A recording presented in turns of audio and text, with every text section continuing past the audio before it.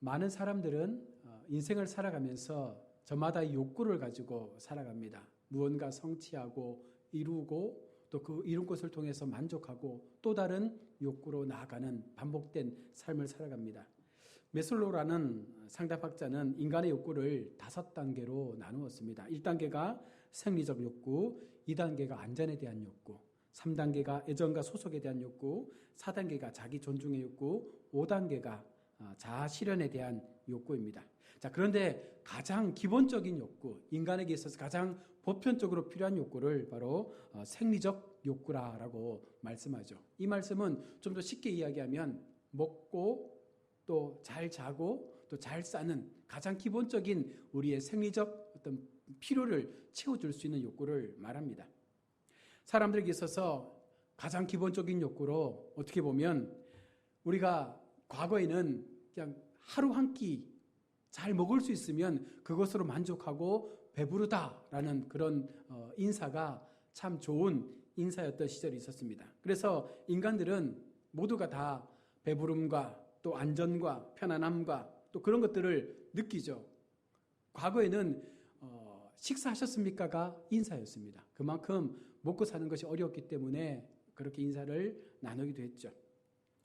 메슬로의 말처럼 생리적 욕구가 실현되어지면 그 다음은 안전에 대한 또 사랑에 대한 그리고 더 나은 쪽으로 우리 욕구가 발전되어져서 마지막에는 자아를 실현할 수 있는, 다시 말하면 내가 가졌던 그 꿈을 실현할 수 있는 욕구까지 이제 성장을 하게 되는 거죠. 많은 사람들은 처음부터 그 자아 실현 욕구를 꿈꾸는 것이 아니라 지금 당장 현실의 문제, 먹고 사는 문제가 해결되어져야지만 그 다음에 취미생활도 하게 되고 또 그 다음 다른 것들에 대하여 눈을 돌릴 수가 있는 것입니다. 우리가 흔히들 배부름은 음식을 먹고 배부른 상태를 말하지만 현대인들에게 있어서 이 배부름은요 좀 다른 것 같아요. 과거 같으면 배부름에 대한 것들이 다 음식에 대한 것들로 우리가 여겨지지만 요즘은 거의 대다수의 사람들이 먹는 것에 대해서 어려움을 겪는 사람들은 많지 않습니다. 그래도 일부 어려운 사람들이 있긴 하지만 그래도 대부분의 사람들은 사회복지나 여러 가지 많은 도움을 통해서 하루 한 끼 먹는 것에 대해서 어렵지는 않다는 것입니다. 그래서 이 배부름에 대한 의미가 현대 와서는 조금 달라졌습니다. 먹을 것이 없어서 굶기를 밥 먹듯 했던 시절에는 이 배부름이 행복감을 주었지만 현대 와서는요 먹고 사는 것에 대한 배부름의 어떤 행복감이 아니라 그것을 뛰어넘는 무언가 우리가 성취하고 이루고 또 우리 삶 가운데 경험하며 내가 느낄 수 있는 그 행복감들, 자존감들을 통해서 우리의 손에 쥐고 있는 것들이 무엇이냐에 따라서 이 배부름이 달라지게 된다는 것이죠. 그래서 사람의 활동은 배부름과 연결되기 마련인데요. 그 속에 종교 활동도 포함이 되는 것입니다. 우리가 흔히들 교회 생활, 신앙생활 하면서 우리 속에 영적 배부름에 대한 이야기를 하지 않습니까? 우리가 먹어서 배부른 것이 아니라 하나님의 말씀을 우리의 마음판에 새김으로 말미암아 하나님과 더 가까이 함으로 인하여 그 속에서 얻어지는 영적 충만함을 통해서 우리가 영적 배부름을 말하는 것처럼 어쩌면 이것이 성도들에게 정말 필요한 배부름의 모습이 아닐까 생각합니다. 쉽게 종교 생활만 하면서 우리 속에 이런 배부름은 찾아올 수가 없습니다. 종교 활동도 그냥 자기 만족에 의해서 행하는 것이라면 결코 이것은 단순한 욕구의 충만일 뿐이지 하나님께서 우리의 마음을 만져주시는 그런 영적 배부름은 될 수가 없는 것입니다. 그런데 여러분, 이와 같은 사람들이요 천국 가기 위해서 교회를 나오는 것이 아닙니다. 이런 사람들에게 주어진 배부름은 천국과는 전혀 상관없는 삶의 모습인 것이죠. 예수님께서 부자가 천국에 들어가는 것이 불가능하다라고 말씀을 했던 것은 단순히 돈 많은 사람을 지칭한 것이 아니었습니다. 오늘 말씀처럼 배부름에 대한 정의를 분명하게 하나님께서 분류하고 있는 것이죠. 우리가 세상적인 것에 대하여 배부름을 가지고 살고 있느냐, 아니면 영적인 것에 대하여 배부름을 가지고 살고 있느냐, 이것이 우리의 인생 속에서 분명하게 구분되지 못하면 우리는요 계속해서 세상에서 얻어지는 그 배부른 것들만을 붙잡기 위해서 살 수밖에 없다는 것입니다. 그런 사람들은 하나님 나라에 들어갈 수 없는 부자가 되고 마는 것이죠. 인생 모두는 부자가 되고 싶은 열망을 가지고 살아갑니다. 모든 사람들은 이왕이면 잘 살고 싶어 하죠. 그런데요, 이 부자라는 목표를 향해서 열심히 살아간다는 것 자체가 또 하나의 반증을 보여주는데 무엇입니까? 지금의 삶에 만족하지 못한다는 것입니다. 만약 지금의 삶에 만족한다면, 지금 내가 가지고 있는 소유만으로 만족할 수 있다면 우리는 그것을 가지고 어떻게 세상 속에 아름답게 그리스도인답게 살아갈 수 있을까를 가지고 고민할 텐데, 여전히 우리는 좀 더 많이 벌까? 좀 더 많이 손에 쥐을까? 어떻게 하면 좀 더 잘 살 수 있을까를 고민하는 것은 현재 우리의 삶에 대하여 만족할 수 없다라는 반증을 보여주는 것입니다. 아마 저도 그런 마음을 갖는 것 같아요. 지금의 삶에 만족하지 못하니까 무언가 불안함이 생기고, 또 그러다 보니까 계속해서 고민하게 되고 여러 가지 많은 것들을 해보려고 애를 쓰는데, 어떻게 보면 단순하게 믿음이라는 것이 하나님 앞에 주어진 것에 대하여 감사하고 내가 지금 누리고 있는 삶에 대하여 만족하고 그렇게 살아갈 수 있는 용기를 갖는 것이었지만 믿음이 아닐까라는 생각을 해봅니다. 부자가 되는 것이 나쁜 것은 아니지만 계속해서 부자가 되려는 열망을 가지고 살아가기만 한다면 그것은 결코 하나님 앞에 옳지 않은 모습이 되는 것입니다. 자신의 지금의 형편이 자기의 욕망을 충족시켜주지 못한다라고 믿기 때문에 우리는 계속해서 또 다른 배부름 앞에 우리의 시간들을 투자해서, 우리의 삶을 투자해서 그것을 얻으려고 애를 쓰는 것입니다. 결국 이것은 자신에게 주어진 모든 것이 하나님의 은혜라는 사실을 잊고 살아가는 것을 뜻합니다. 하나님께서 우리를 살게 하셨는데, 하나님의 은혜로 우리가 지금까지 살아왔음에도 불구하고 우리가 세상적 배부름에 집착하여 살아가다 보면 이 모든 것들이 하나님의 은혜로부터 우리의 손에 지어진 것임을 잊으며 살 수밖에 없는 것입니다. 그래서 부자가 천국에 들어갈 수 없다라고 단호히 말씀하는 것이죠. 오늘 본문에 이스라엘 백성이 지금 그와 같은 배부름에 빠져서 영적으로 하나님과 멀어진 삶을 살고 있습니다. 1절을 보시면 에브라임이 말을 하면 사람들이 떨었도다. 그가 이스라엘 중에서 자기를 높이더니 바알로 말미암아 범죄함으로 망하였거늘 이라고 말씀합니다. 에브라임이 말을 하면 떨었다는 것은 그만큼 여러 지파 가운데 에브라임의 힘이 강했다는 것입니다. 그 말 한마디에 수많은 사람들이 떨었다는 것은 그만큼 영향력 있는 권력을 가지고 있었다라고 반증해주고 있는 것이죠. 그런 에브라임이기에 그들은 자신들이 이스라엘 중에서 가장 강하다 말하면서 스스로를 높이고 있는 것입니다. 그런 그들이 우상 앞에 범죄함으로 망하게 되었음을 오늘 성경은 경고하고 있습니다. 2절의 말씀입니다. 이제도 그들은 더욱 범죄하여 그 은으로 자기를 위하여 우상을 부어 만들되 자기의 정교함을 따라 우상을 만들었으며 그것은 다 은장색이 만든 것이오늘 그들은 그것에 대하여 말하기를 제사를 드리는 자는 송아지와 입을 맞출 것이라 하도다. 이 말씀의 내용처럼 에브라임은 자신을 강하게 해주는 것을 참된 것으로 여기며 그것을 숭배했습니다. 굉장히 미련한 것이죠. 하나님의 은혜를 알았다면, 하나님의 그 사랑을 기억했다면 아마 지금 그들이 가지고 있는 이 모든 삶의 힘들은 하나님께로부터 왔다는 사실을 인정할 수밖에 없을 텐데 그것을 모르니까 오히려 우상을 만들어서 그 우상 앞에 입맞추며 더 큰 부유함을 얻기 위해서 그들은 하나님을 배반한 믿음의 그릇된 삶을 살아왔던 것입니다. 시편 2편을 보면 아들에게 입맞추라는 말씀이 있습니다. 에브라임은 금송아지를 만들고 거기에 입을 맞추었습니다.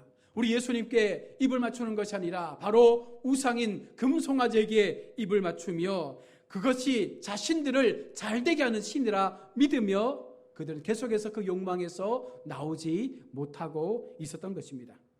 여러분, 한번 가정을 해보십시오. 만약 예수님께서 지금 이 땅에 오셔서 하나님 나라를 전하고 하나님의 복음을 전하고 천국에 대한 이야기를 말씀하신다면 많은 사람들이 하나님을 믿고 예수님께서 전하신 그 복음 앞으로 돌아오겠습니까? 저는 아니라고 봅니다. 그 호세아 시절과 오늘 현대의 시절과 지금 예수님께서 오셔서 하나님 나라를 전한다 할지라도 아마 세상 사람들은 예수 그리스도를 하나님의 아들이라 믿지 않을 것입니다. 왜 그렇습니까? 신은 강한 자여야 합니다. 신은 우리의 필요를 마음껏 충족시켜줄 수 있는 넉넉함의 그런 신이어야 합니다. 기도할 때마다 우리의 필요를 향하여 간구할 때마다 그것을 채워주는, 우리의 배부름을 마음껏 채워줄 수 있는 그것을 신이라고 믿고 있는데, 예수님께서 오셔서 세상을 향하여 외칩니다. 나와 함께 죽자. 나와 함께 좁은 길로 가자. 나와 함께 하나님을 믿되 너희의 소유를 다 버리고 나를 따라 함께 가자라고 말한다면 세상 사람들은요, 그런 예수님의 부르심 앞에 응답하지 않을 것입니다. 거지와 같은 삶, 자신을 희생하는 삶, 그 모든 것들을 알고 있다는 것이죠. 그래서 우리는 그 길을 가기보다는 오히려 세상이라는 우상 앞에 나아가서 마음껏 세상에서 부유함을 통하여 배부른 영적인 그런 삶이 아닌 육적인 배부른 삶을 통하여 마음껏 자유를 누리고 싶다라는 그 삶을 선택할 수밖에 없는 것입니다. 하나님은 이런 세상에 대하여 뭐라고 경고합니까? 오늘 본문 3절 말씀에 그러므로 그들은 아침 구름 같으며 쉬 사라지는 이슬 같으며 타작마당에서 강풍에 날리는 쭉정이 같으며 굴뚝에서 나는 연기 같으니라. 구름과 이슬과 쭉정이와 연기는요, 어느 순간 사라져버리고 마는 것들입니다. 바로 너희가 살아가는 세상, 너희가 붙잡고 살고 있는 그 세상이 이와 같이 될 것이다. 굴뚝에 피어나는 연기처럼 사라져버리는 그 인생을 너희가 영원한 것으로 믿고 살아가다 보면 어느 순간 그 모든 것들을 잃어버리게 될 것이다 말씀하는 것입니다. 하나님은 지금 이와 같은 하나님의 선한 계획들을 가지고 세상을 향하여 하나님의 때를 준비하는 것이죠. 마음껏 살아봐라. 마음껏 너희가 원하는 대로 우상 앞에 입맞추며 너희의 손에 쥔 것에 대하여 배부름으로 만족하며 살아봐라. 어느 순간 너희의 손에 쥐고 있는 모든 것들이 사라지는 순간이 올 것이다. 이것이 하나님께서 오늘 우리 가운데 말씀하시는 하나님의 계획입니다. 그런데 하나님의 계획을 무시한 채 나의 인생을 살고자 힘쓰기 때문에 헛된 것을 쫓아 살아갈 수밖에 없는 것입니다. 그리고 예수님이 우리에게 왜 소중한 분인지에 대해서도 알 수가 없는 것이죠. 예수님은 전혀 세상에서 말하는 삶의 목적과 전혀 다른 반대의 삶을 우리 가운데 요청하시기 때문에 우리는 그런 예수님을 믿으려고도 만나려고도 그 제자의 삶을 살려고도 하지 않는다는 것입니다. 7절과 8절의 말씀입니다. 그러므로 내가 그들에게 사자 같고 길가에서 기다리는 표범 같으리라. 내가 새끼 잃은 곰같이 그들을 만나 그의 염통 거풀을 찢고 거기서 암사자같이 그들을 삼키리라. 들짐승이 그들을 찢으리라. 굉장히 무서운 말씀입니다. 세상이 결국 어떤 운명에 처해지게 될지에 대하여 하나님은 지금 비유를 통하여 우리 가운데 똑똑히 말씀하고 있는 것이죠. 세상이 아무리 강해진다 할지라도 하나님 앞에서 바람 앞에 꺼져가는 등불과 같이 될 수밖에 없다라고 말합니다. 이러한 세상에 희망을 둔다면 그것보다 어리석은 인생이 어디 있겠습니까? 여러분, 우리의 장래를 분명히 안다면 그 장래가 불행의 장래라면 우리는 그 장래를 바꾸려고 애를 쓸 것입니다. 그래서 우리가 예수 그리스도를 믿는 것이 바로 그 장래를 바꾸기 위해서, 우리의 미래를 바꾸기 위해서, 우리의 미래의 그 영원한 삶을 우리가 새롭게 만들어가기 위해서 하나님 앞에 지금 기도하며 그 믿음의 선택을 행하는 것 아니겠습니까? 이스라엘에게 있어서 오직 희망은 하나님이십니다. 오늘 우리에게도 오직 희망은 하나님 한 분이십니다. 왜냐하면 하나님 외에는 구원자가 세상 어디에도 없기 때문입니다. 그들이 입맞추는 금송아지도 그들의 구원자가 될 수 없습니다. 사절에 말씀한 대로 애굽의 강한 힘을 누르시고 이스라엘을 구출한 자가 누구냐? 그 애굽 땅에서 이스라엘을 구원한 자가 누구냐? 바로 하나님이시라는 것이죠. 그 시대 가장 강했던 애굽의 전차 군단을 물리치고 그 백성들을 하나님의 은혜의 땅으로 인도하신 하나님의 그 강함만이 우리가 의지할 대상임을 우리는 분명히 기억해야 합니다. 그런데 이스라엘은 자신들을 애굽 땅에서 건지신 분이 누구신가를 보지 않고 있습니다. 기억하지 않고 있습니다. 다만 자신들을 잘 살게 해주실 그 신을 바라보고자 했을 뿐입니다. 그래서 그들은 세상에 눈을 돌리게 되고 가나안의 수많은 우상 앞에 눈을 돌리며 그 우상이 우리를 잘 살게 해줄 거라는 헛된 희망 앞에 그들을 만들어 그들 앞에 예물을 드리고 있는 것입니다. 이것이 그들의 악함이요, 이것이 그들의 어리석음이었습니다. 이스라엘의 이러한 악함과 어리석음에 우리가 머물러서는 안 될 것입니다. 우리에게 유일한 희망 역시 오직 예수 그리스도 한 분이심을 우리는 분명 고백해야 합니다. 그런데 오늘 우리는 무엇에 희망을 두며 살아갑니까? 무엇을 얻기 위해 세상을 헤매며 살아가고 있습니까?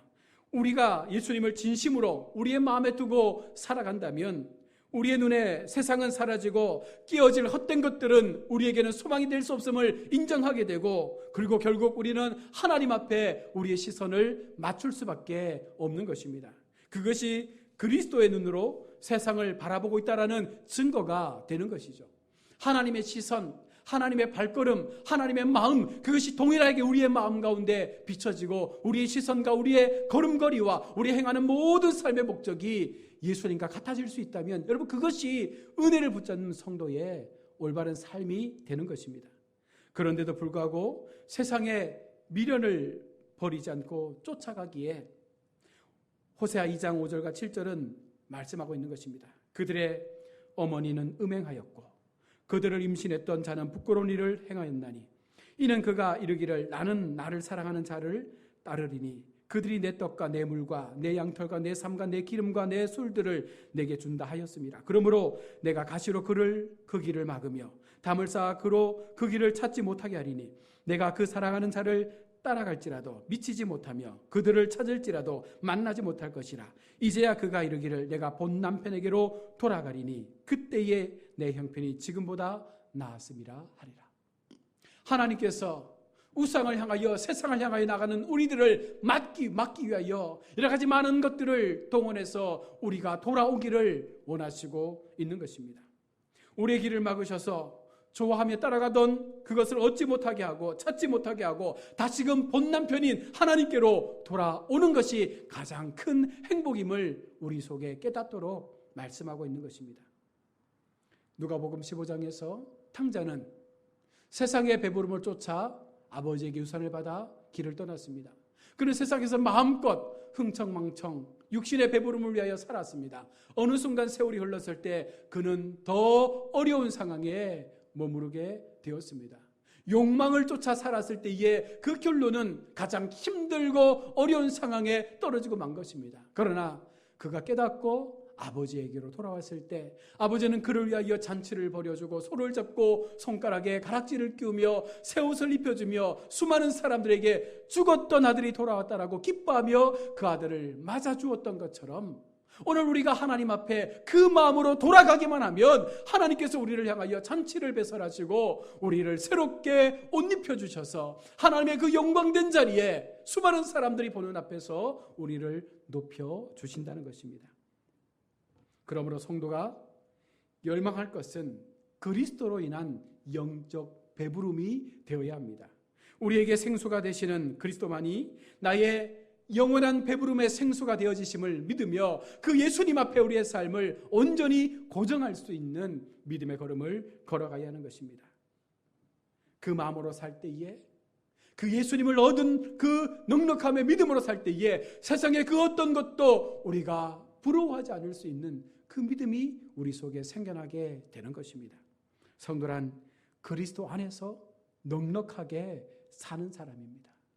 영적인 충만을 통해서 영적인 배부름을 통해서 하나님 주시는 그 은혜의 풍요로움을 통해서 그리스도 안에서 넉넉하게 사는 사람, 바로 이와 같은 사람을 우리는 참된 그리스도인이라고 말할 수 있는 것입니다. 이것이 바로 천국을 소유한 자의 마음이죠. 여러분, 실로 우리가 살고 있는 세상이 힘들고 어려운 것에 대하여 우리는 부인할 수 없습니다. 그러나 이와 같은 어려움의 상황 속에서도 남들과 비교했을 때 나의 상황이 더 힘들어 보이고 더 어려워 보인다 할지라도 분명한 것은 내가 그들보다 더 나은 삶을 향해서 나아가고 있다는 것입니다. 장차 맞이할 수 있는 그 천국의 영원한 그 소망이 우리에게 주어져 있다는 그 확신 앞에 우리가 지금은 조금 어렵고 힘들지만 이 시간들을 견디고 버티고 나아가다 보면 하나님께서 우리에게 영원한 영적인 그 배부름 속에서, 하나님이 주시는 그 소망 속에서 이 땅 안에서도 더 넉넉하게 살아갈 수 있는 은혜로 우리의 길들을 만들어 가실 줄로 믿습니다. 여러분, 그 마음을 회복하셔야 합니다. 참된 성도, 그리스도 안에서 넉넉하게, 그리스도 안에서 넉넉한 믿음의 마음으로 이 영적인 배부름을 통하여 살아갈 수 있을 때, 이것이 하나님 앞에 기쁨이요 감사요, 이것이 참된 하나님의 백성의 삶의 모습인 줄로 믿습니다. 이 마음으로 또 남은 한 주간의 삶을 믿음으로 승리하시는 우리 모두가 될 수 있기를 주의 이름으로 축원합니다. 아멘. 우리 말씀을 기억하면서